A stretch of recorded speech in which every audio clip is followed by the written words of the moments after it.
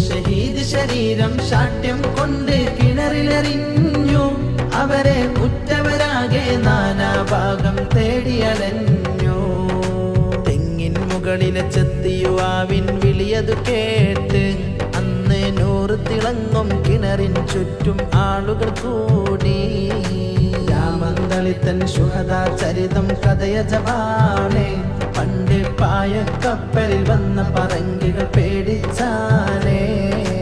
അതിൽ നാമം വാനിലുയർത്തിയ ധീരന്മാരെ 17 എന്ന ശുഹദാ പോരിശയെന്നും ഷഹറായോരേ. അത്ഭുതമേറെ നിറഞ്ഞ ശരീരം എടുത്താരെ അവരെ വെള്ളലിബാസിൻ പുടവയണിഞ്ഞ് മാറിന്താനേ. കിണറിനുള്ളിൽ മണ്ണ് നിറച്ചു കബറുകൾ തീർത്തു. നാടിൻ നായക